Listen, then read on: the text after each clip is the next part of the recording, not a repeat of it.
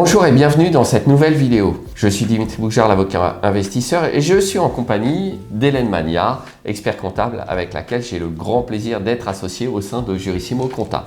Dans cette vidéo, Hélène va vous parler bien mieux que moi des charges et des amortissements pour le loueur meublé. C'est un sujet sur lequel j'ai énormément de questions et que je maîtrise quand même beaucoup moins bien que mon expert comptable favorite. Hélène, je te laisse peut-être rappeler tout simplement qui tu es en un mot, et puis après on attaque dans le vif du sujet sur est-ce qu'on passe ceci ou cela en charge, est-ce qu'on le passe en amortissement. Et attention, écoutez bien la vidéo, parce que avec le vote possible de la prochaine loi de financement du budget de la France, la PLF, on va peut-être être amené à réviser un petit peu la façon de passer en charge ou en amortissement certains postes pour lesquels on a une option. Je ne sais même pas si vous étiez au courant d'ailleurs que vous pouviez décider avec le conseil de votre expert comptable de passer telle ou telle charge en charge ou en amortissement. Hélène, je te passe la parole. Merci Dimitri, bonjour, je m'appelle Hélène Magnard, je suis expert comptable et également investisseur immobilier. Donc je dirige un cabinet depuis 9 ans et nouvellement avec Dimitri sur Jurissimo Compta. Alors sur ces charges, Hélène, par exemple, moi j'ai la question des frais de notaire. Oui. J'achète un bien pour le louer en meublé, je sais que les frais de notaire sont déductibles, mais est-ce que je les passe en charge ou est-ce que je les passe en amortissement? Étant rappelé que j'ai souvent des clients qui me disent « je ne sais pas comment a fait mon expert comptable ».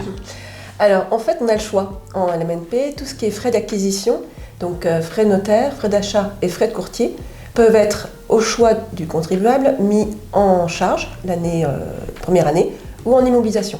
Par contre on est soumis aux règles de permanence des méthodes, c'est-à-dire on est obligé de garder les mêmes règles comptables après. Donc si vous décidez de mettre en charge, si votre expert comptable décide de mettre en charge, il faudra garder en charge pour les prochains lots. Voilà. D'accord. Mais ça c'est un choix. Tu dis si votre expert comptable décide de mettre en charge, normalement, il faudra en avoir discuté avec le client, idéalement. Voilà. Alors après, il y a des cabinets qui choisissent l'une ou l'autre méthode et qui sont un peu imposés. Alors après, voilà, ça c'est un choix. Voilà. Mais je pense que chez Jurissimo Compta, tu vas interroger le client, justement, ou le conseiller sur le choix opéré. Voilà. Alors moi, ce que je préconise jusqu'à présent, voilà, c'est de mettre en immobilisation. Pourquoi? Parce que très souvent, quand on est LMNP, on peut passer LMP. Donc au bout d'un moment, on va perdre les déficits liés au passage LMP, ou au bout de 10 ans, on perd les déficits liés au... voilà. Et donc, les déficits, oui. Rappelons juste que si vous êtes LMNP, vous allez pouvoir déduire un maximum de charges et d'amortissements. Voilà, tout à fait. Et que les amortissements, eux, ils perdurent dans le temps, hein, on n'a pas de difficulté. Par contre, si vous avez un gros déficit reportable, et j'ai eu le cas avec un client il y a quelques jours, il a 50 000 € de déficit, il va, là il est chez France Travail, anciennement Pôle emploi, donc il a une baisse de revenus. J'ai dit attention, votre prochain achat, si vous le faites en nom propre, vous allez basculer en LMP. Et l'une des conséquences, vos 50 000 €, si vous ne les avez pas absorbés, ils sont perdus. On ne peut pas les imputer sur des loyers LMP, c'est ça? C'est ça, ils sont perdus. Enfin, ils ne sont pas perdus, ils sont conservés jusqu'à la prochaine fois où on redevient LMNP. Ce qui arrive rarement. C'est une hypothèse un peu d'école. Hein. Ça veut dire que vous avez vendu des biens et qu'en plus, parce que si vous repassez d'un statut LMP en LMNP, il y a ce qu'on appelle ça comment? Il y a une théorie spéciale, théorie des biens migrants. Oui, c'est ça. Voilà, vous allez avoir aussi là des conséquences fiscales. Oui. Bon, vous voyez, donc d'où l'importance de faire des choix éclairés avec le conseil de son expert comptable. Et Hélène a parfaitement raison, tu l'as bien dit, on a de plus en plus de clients qui à un moment ou un autre, parce qu'on a des clients qui veulent continuer à investir, risquent de basculer sous un statut LMP. Alors, on peut vous conseiller sur la stratégie à adopter, évidemment, pour éviter le passage en LMP. Hein. Là-dessus, il n'y a pas de problème. C'est un cabinet pluridisciplinaire. Donc, expertise comptable, stratégie juridique sur vos investissements IMO. Et on pourra vous en parler lors des rendez-vous de conseil. Mais en tout état de cause, si vous risquez de passer en LMP, Hélène a raison.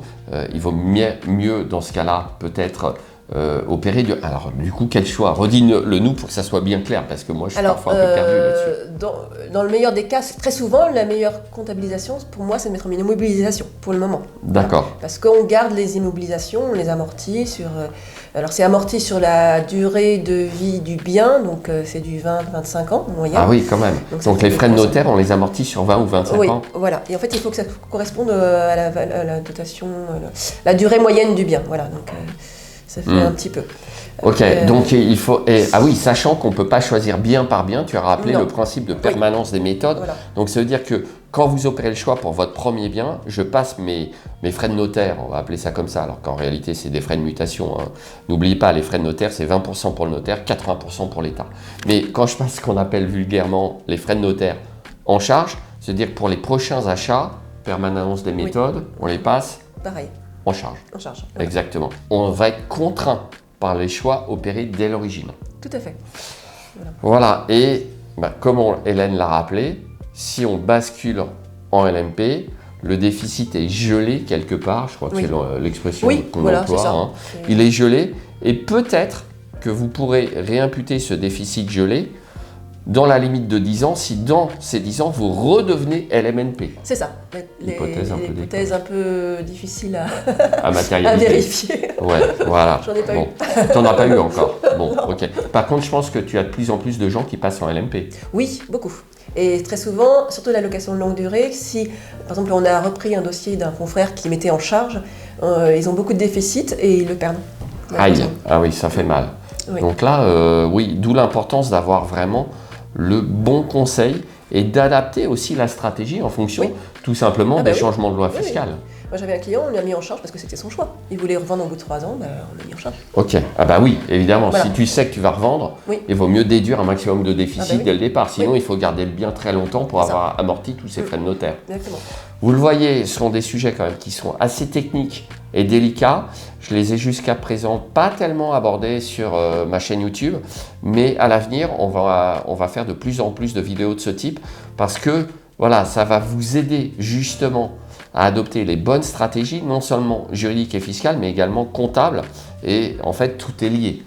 Clairement, difficile dans une époque où tout est de plus en plus complexe de pouvoir se passer des conseils groupés, expertise comptable et fiscalité juridique. Ok. Hélène, merci pour ces éclaircissements sur les charges et les amortissements. On n'est pas rentré dans le détail de la comptabilisation des amortissements parce que moi j'ai toujours l'habitude de m'en remettre à mon expert comptable pour ces choses qui sont un peu techniques avec des durées, des seuils, des pourcentages différents. Bon, voilà, là aussi je crois qu'on n'a pas trop de choix, hein. C'est l'administration fiscale qui nous impose des choses. On a des barèmes par le BOFIP. Donc après, selon les cabinets, c'est 10 ou 20%, 40% pour le terrain, etc. etc. Ok, donc ça peut varier, il y a quand même un peu de choix au sein. Il faut bien varier entre l'optimisation et la sécurité. Voilà, donc ça va dépendre de votre degré aussi d'appétence au risque. Ok, Hélène, merci beaucoup pour ton intervention et puis on va se retrouver dans une prochaine vidéo sur ces sujets. Avec plaisir. Donc je vous dis à tout de suite dans la prochaine vidéo.